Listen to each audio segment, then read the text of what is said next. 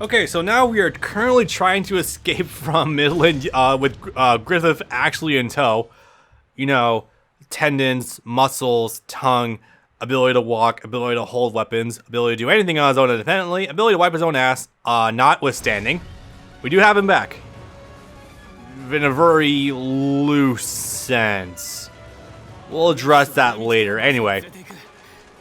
So, time to just, it's time to grab the pods and run. God, I love that line from Kyle Hebron, early Dragon Ball so much. Anyway, okay, so I'm going to, obviously since there's a lot that was just dropped on us and we don't have any further elaboration on it whatsoever, I'm going to use this opportunity to talk about it since it's my best opportunity to do so, and I do have a lot of stake in Berserk as it is. So, the whole thing about King Geyserich. Fully convinced it is in fact Skull Knight. Originally there was debate as to whether or not it is actually Skull Knight, but recently most people on Skellig have directly referred to Skull Knight as Your Majesty. And that just can't be for no reason whatsoever. Because a lot of people on Skellig are very old people. Like literally in the ballpark of hundreds of years old, so there has to be precedent for that, right? Started with Slan, who call him Your Majesty. Everyone wants to call him Your Majesty. And then it comes down to the obvious Skull references. The fact that Skull Knight is obviously Skull. Geyserich used to have that skull mask on him at any given time. Hence the whole Skull King, essentially.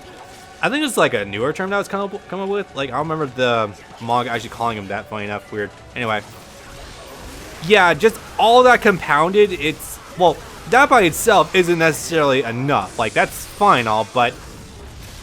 So, 4 or 5 Godhand members descended upon that ancient city in order to completely obliterate it, right? I forgot what it was actually called. It had a name, I think. What Falconia is right now, essentially, because, when Falconia rose up, it's literally like the same city that was back from Geyserich's time. That's definitely gonna have to come up at some point. Let's see, I had more points on that. Now would be a good time to remember it, Bob. Been an enemy of the God Hand forever. Like, it's not specified how long he's been opposing the God Hand, but at least Void and Skull Knight make it sound like he's been their enemy for a very long time. And I could honestly believe that would probably go back very far. And one final thing is that, okay. So this goes a little further forward towards, what the hell is it called? Tower Conviction, that was it. So, one of the big thing about Tower Conviction, how it became a quote-unquote holy site, essentially, is that there was once a priest there, who was proclaiming the evils of King Geyserich, essentially. So he was locked up, and, like, he was blinded, made so he couldn't talk, and couldn't, like, move his hands and do hand gestures or anything and cast magic. If you look at Void, and it's confirmed that Void is pretty much like the first one, essentially, because he's the one who does all the talking, seems like the God Hand leader, essentially. He's the one who administers the brands, etc. So it's very much implied that Void is the first God Hand member, at least of the current batch, funny enough. Because, there's new God Hand member every 216 years. There was something else on top of that fact. Oh yeah, there would have had to have been a prior set of God Hand members before Geyserich happened, right? Because otherwise you'd have like 10 God Hand members, obviously. And we don't, so there was obviously a reset at some point. If you look at Void, his eyes are blinded, essentially. His hands look horribly fucked up, or at least his body looks horribly fucked up. His brain's literally protruding from his face. His like eyes are closed. His mouth's like sewn open, but his teeth are like always grating.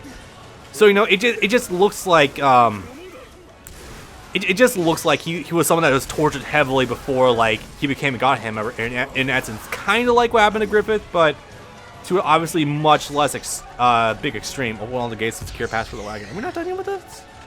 Hello. Okay, there we go. Yeah. Can I call a horse? It's fine. That's not exactly my teeth. Go figure. But yeah, just all these clues compound on top of each other kind of definitely paints a picture that, yeah, no,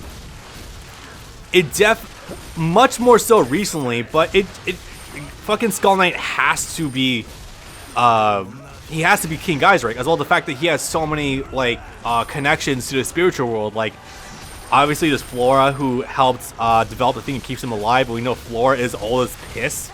Not physically, but, like, she actually is, like, that old, you know. So there's that fact, on top of the fact that everyone on Skellig is also ancient as fuck and celebrates, like, a bunch of older magics from before Christianity. I mean, the Holy Church, Holy See spreads teachings across the continent.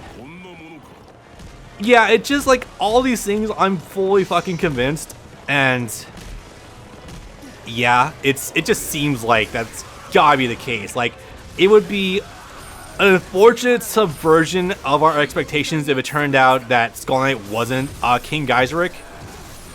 Also, I just think it would kind of make sense if he was King Geyserich, because, you know, Griffith essentially wants to be a Knight Geyserich with uniting the world under one banner. Was it also stated? There was also, like, something stated somewhere that what was everyone grew resentful of Geyserich because of, oh no, he raised taxes. I think that was essentially what it was, or some gay shit like that. I don't even know. Pop. Yeah, you got just the right time. But it just like, I had a point I was going off with that by trying to focus on this mission too, so I'm not able to focus fully on my thoughts. Everyone grew resentful, so it's speculated the idea of evil, like, essentially threw the God Hand, the idea of evil, like, threw the God Hand at Geyserich to raise it to the ground. The original one was Gaston said, what does that mean? Gaston agitated. Oh no, I farted on his pillow. Oh no, what's he gonna do? Wow, there's a lot of offers over here, actually. Holy fuck. Okay, let's do something about that, shall we? Woo.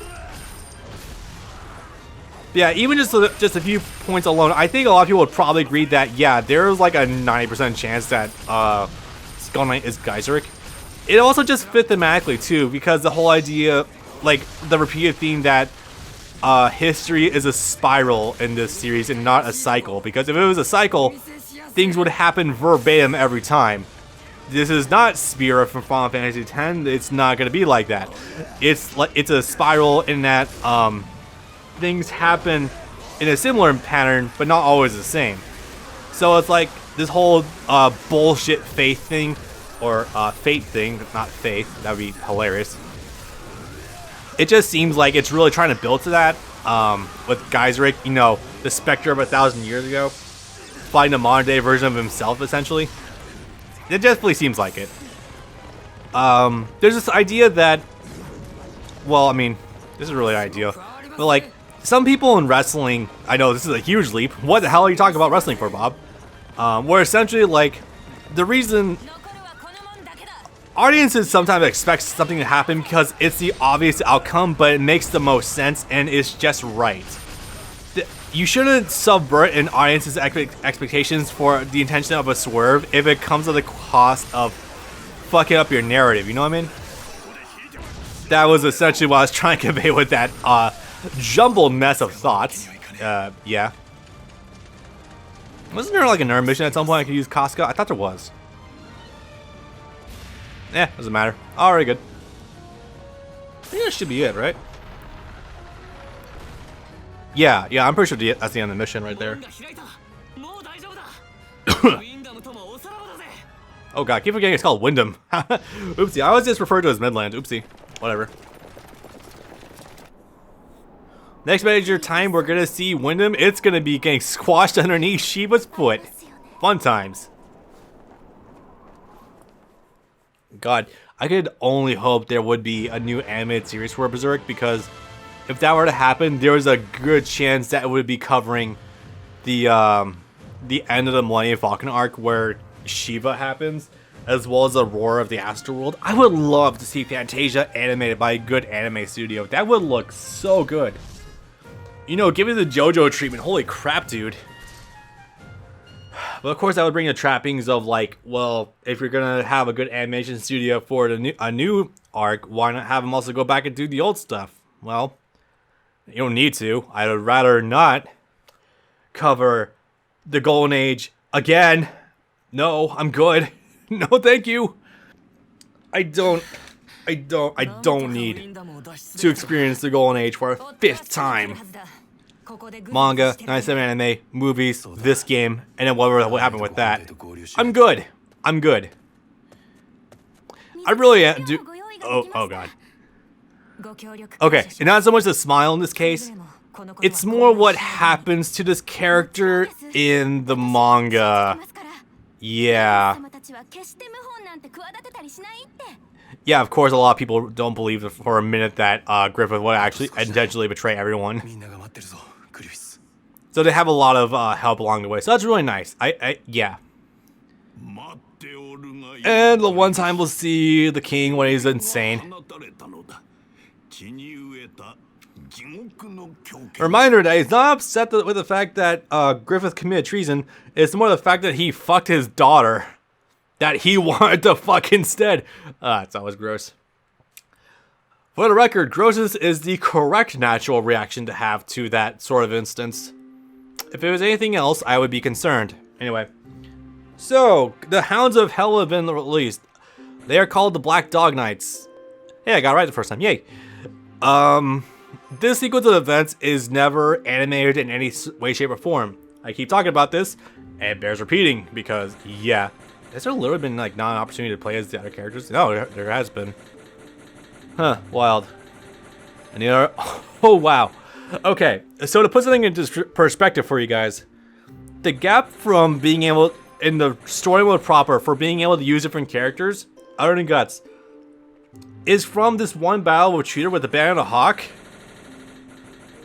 to goddamn Millennium Falcon arc, which is like when they get to Flora's house.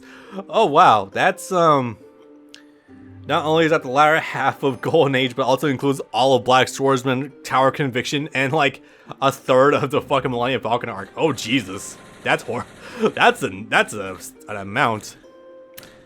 Okay, so hell aside. Oh wow, do I really only have 2 levels left for this recording? Holy shit. Okay. Oh my god. Oh, 2 hours. How about that shit? Okay, so time for this. Do I stick to Guts? Yeah. Well, no, it's fine. There's gonna only gonna be like 2 levels left before we use Band of Hawk Guts anyway, so it's not that big a deal anyway. All right, so I think we do cover him in the cutscenes, right? I'm pretty damn sure. Well, I'll give a brief synopsis while this is loading. Oh, this doesn't take too long to load. How is it that even though this is a downloaded game, it still takes like 12 years to load anything? Holy shit.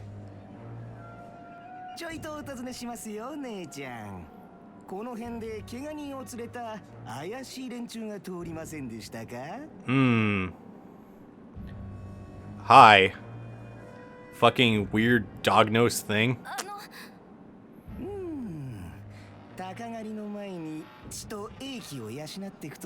Oh my god, they do actually imply it.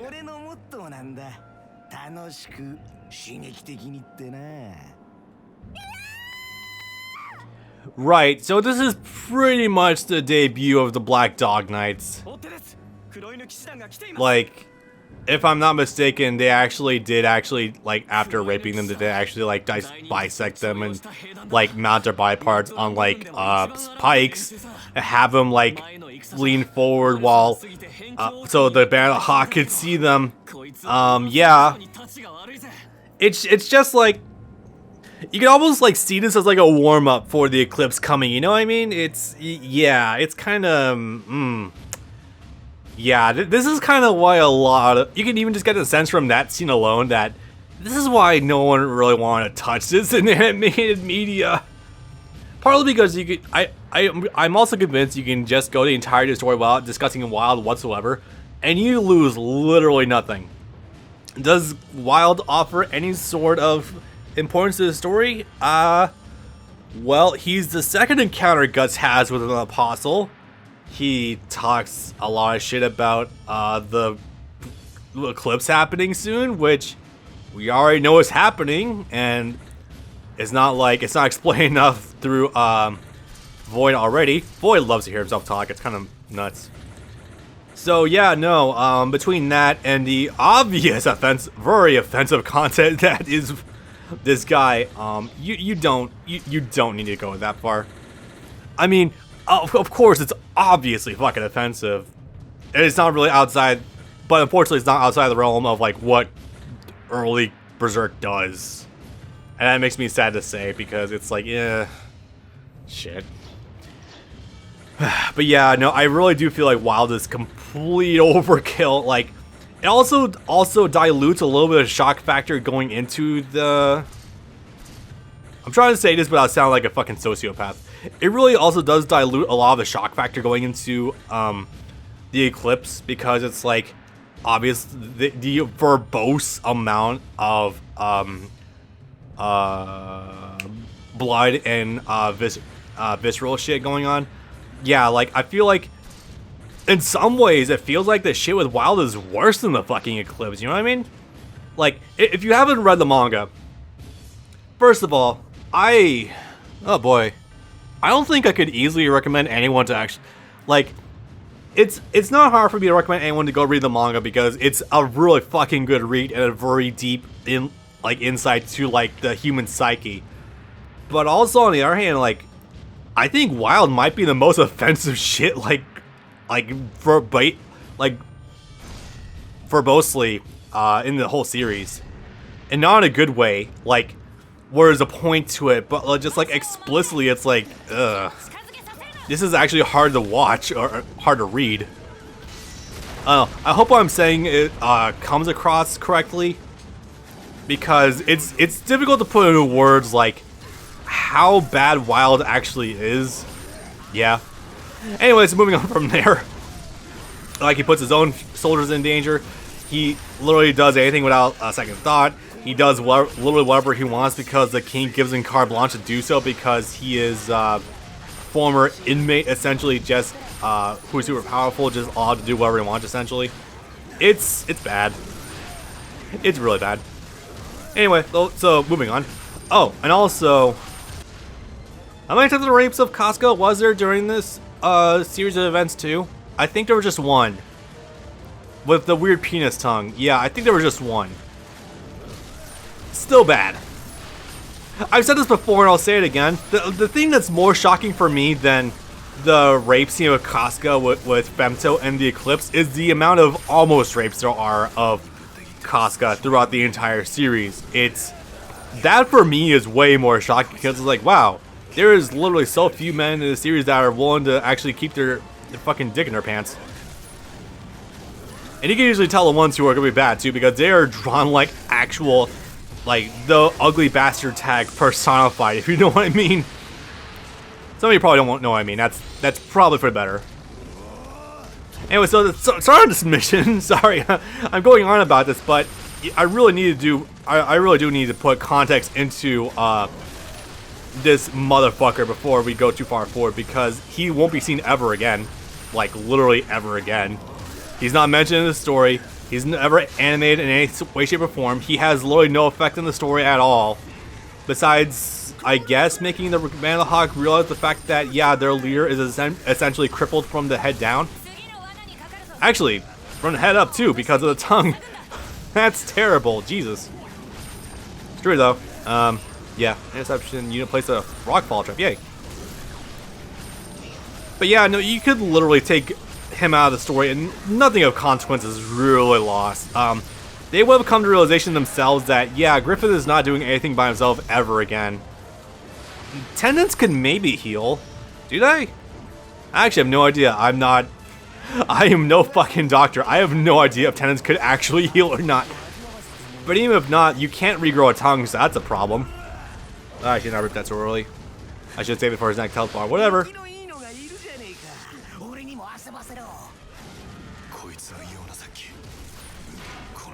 Let's see. Yeah, again, Strong 5 with Guts is always a great way to just crash enemy guards. fucking rolls. Don't let me armor through that? No, thank you.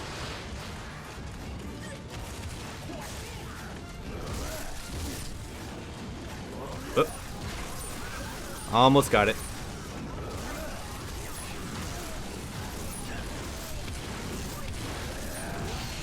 Oh, Jesus. Okay, yeah. I usually go into this mission on Berserk actually with a much better character like Berserker Armored Guts or Femto. Or I guess just Millennium Falcon Griffith. So, I am actually getting knocked around quite a bit, and there's a real danger I might actually lose once or twice. But anyway, most of this little sub-arc in the manga is mostly just Griffith, Guts and company trying to run away from the Black Dog Knights because, yeah, Wild is actually insane and just does whatever is required in order to catch up and do the mission, essentially. Still more, huh? Jesus. He's back. That figures.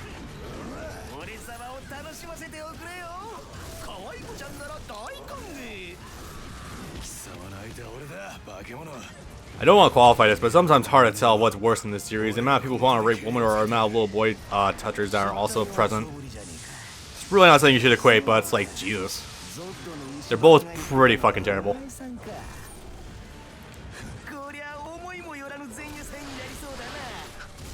Now let's play. Let's not. Let us kindly not, sir. I just want to take my filleted boyfriend to another country. I'm good. It is kind of sad though because like the more you go through this, like there's optimism from Guts and everyone else. Like, hey, let's just try to escape first, and then we'll consider what to do with Griffith later. But the fact that his tongue's missing, nerves are fucked, tendons are fucked, muscles are fucked. I think like also the muscles were just like completely stripped from the bone essentially. Seriously, can we move forward or not yet? I have no idea. Also, I thought it's for a point in time in there. I thought for a point in time in there that Pippin was gonna lose or something. Oops, lost my chance at some point. Boy. Also, yeah. Actually, funny thing is that Wild might actually be one of the harder fights of the game. As in one of the hardest fights of the game, funny enough. Not so much this form. Obviously, this form's a fucking joke. Well, aside from a rolling attack, which is kind of annoying. Because of how much priority it has. Oh my god. It doesn't even seem to be a Muso either. His transformation is a bit fucking obnoxious. I just took out the fucking chin. I didn't even care. But yeah, no, despite all this fact, Wild is still playable. Despite, you know, never being animated, having one arc in the manga. I don't know how that happened. I think, like, Tecmo Koei or Megaforce was, like, in the middle of developing the game.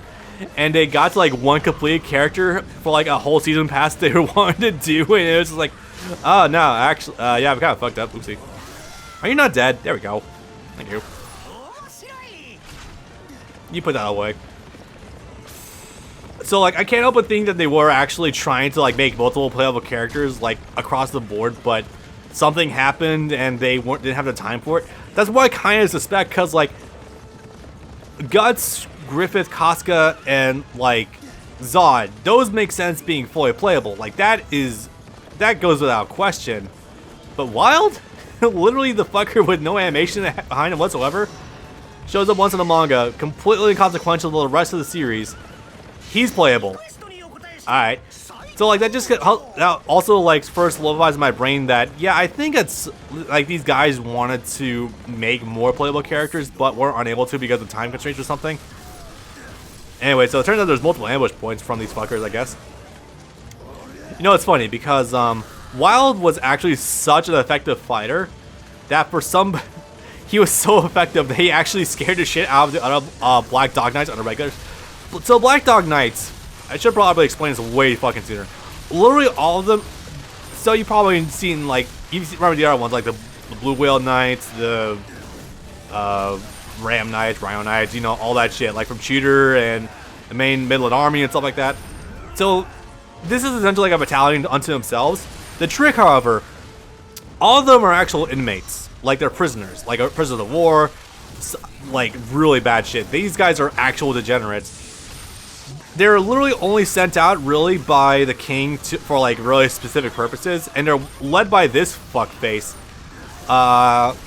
Right, so Wild is obviously an apostle, and being apostle means you have an obnoxious amount of fucking strength. You remember how strong Zod was, right?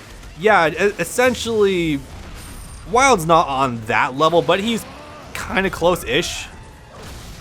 I don't know. I think that the multiplier for strength of like Zod's transformation is way higher than Wild's transformation. That might sound really Bob, what's the power level of this apostle? I have no idea. But like it's definitely got that same like vibe to it, you know what I mean? So I'm convinced that like wait, well, am I convinced by no. Well, yeah, no, it's definitely like they're trying to go for that same feel, like with God desperately fighting for his life against an apostle.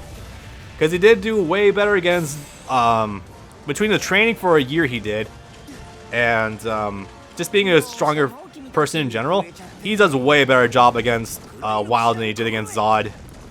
Probably because he lost against Zod, also probably because he managed to actually almost beat fucking Wild. I say almost. Well, no, he did, but Wild didn't actually die. I would say it's more of a technicality more than anything else. Come on.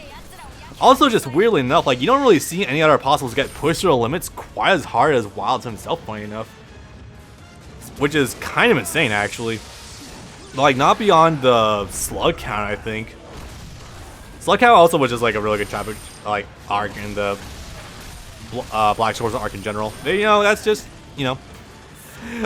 That's, like, that and Lost Children, like, those are just peak. Although, maybe people will disagree with this. I can't say I'd blame them if they do. I always considered the Lost Children to be part of the Black Swordsman arc, which is not incorrect. It's not like incorrect at all, really. It's just part of that collective 2 years that he fucked off to fight apostles, really. Which is not wrong at all, really. Oh boy. Oh yeah, that's right. Again, I don't think you've seen this before. Well, actually, no. You may have seen this before with Zod. I don't remember if it got that bad. I'm pretty sure it did. But yeah, essentially, when you're low enough on health and you're in the red, he's automatically regenerating Frenzy. I don't believe... So, the unfortunate thing is I don't think it stacks with... what the hell am I even doing right now? The unfortunate thing is I don't think it stacks with your other bonuses, or, yeah, like your regen bonuses. So that's unfortunate, but, what could help? Hang on. Where's the last one? Map. Oh, I gotta keep... I'm up and pipping, no wonder. Who the hell is just combo... Oh, might have been him, no wonder. There we go. Pop him. There's a lot. Oh, okay. They are just actually respawning right now. Go figure. Is there any others I'm missing? Oh, I see. I got it now. Okay. I was very confused. Like, what the? Which one am I missing? Got it. Okay. The square is on fire. There's no square here. Like, if you want to, because they're like a landmark as a square, like, no, it's just not accurate. Jeez, your fucking hitboxes on Wild, I swear to God. Pip and I, too, are having a very desperate battle right now against not Sonic the Hedgehog. Someone's gonna make a joke about Sonic and Smash Ultimate, and he's not that bad, guys. Come on.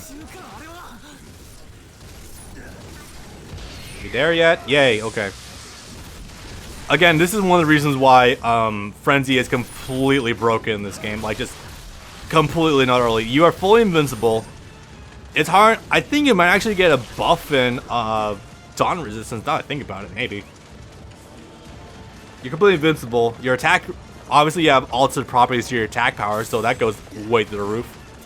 Yeah, just in general, really good stuff. Should I heal? Nah, not yet. I'm gonna ride this bitch into the sunset.